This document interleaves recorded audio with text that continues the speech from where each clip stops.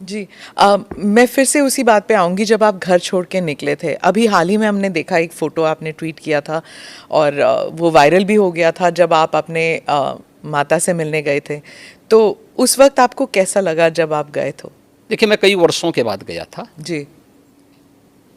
मेरे पिताजी का जो है देहांत 2020 में हो गया था।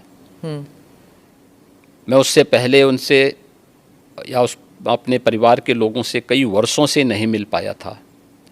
संजोग से कोरोना कालखंड प्रारंभ हो चुका था, लॉकडाउन प्रारंभ हो चुका था, तो उनके अंतिम संस्कार कार्यक्रम में मैं भाग नहीं ले पाया था।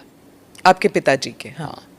तो मुझे जब गत वर्ष अवसर मिला था तो मैं अपनी माँ से मिलने के लिए ज़रूर गया था। तो स्वाभाविक रूप से एक माँ और पुत्र के बीच में जो संवाद होने चाहिए वही संवाद वहाँ पे हुआ।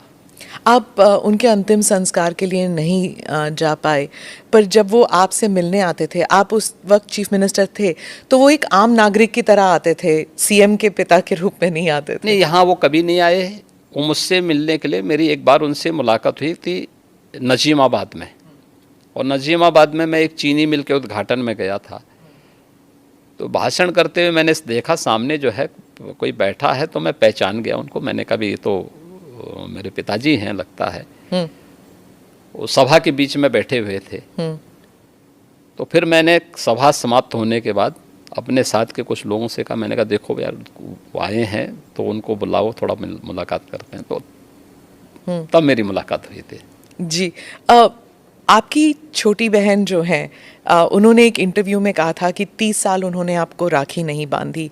2022 में एक इंटरव्यू में उन्होंने कहा कि कई वर्ष पहले जब उन्हें पता लगा कि आप घर छोड़ के आप योगी बनने के लिए निकले हैं, तो उन्होंने कहा कि वो भिक्षा मांगने वाले संतों में आपको ढूंढ रही थी और मिले नहीं आप उन्हें।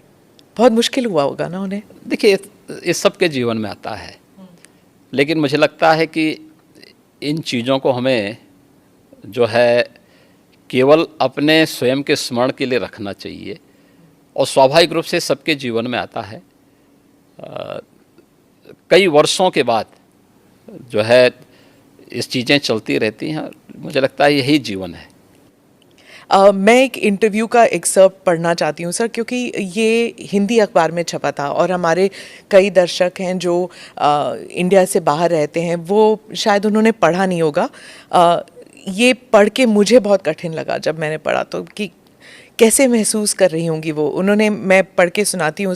उन्होंने कहा, योगी के मुख्यमंत्री बनने के बाद कई लोग कहते थे कि आपको शर्म नहीं आती, आप मुख्यमंत्री की बहन हैं और बहन होकर आप चाय की दुकान चलाती हैं, इन हालतों में रहती हैं।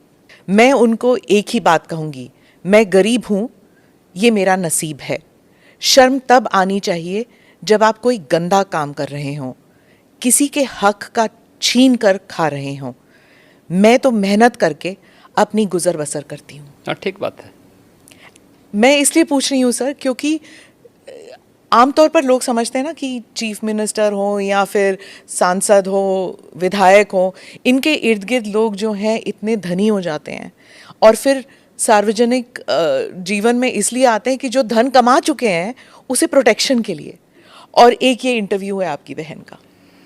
देखिए, व्यक्ति को कभी भी धन और वैभव संतुष्टि नहीं दे सकती है, और मुझे लगता है कि सबसे बड़ा योगी वह है जो स्वयं की मेहनत से संतुष्ट है, स्वयं के परिश्रम से संतुष्ट है। दूसरों की मेहनत से कुछ प्राप्त करना और फिर उसको छीन लेना, ये तो डकैती है। उसके अलग अलग रूप देख सकते हैं आप समाज में, और मुझे लगता है सबसे निंदनीय कर्म यही है।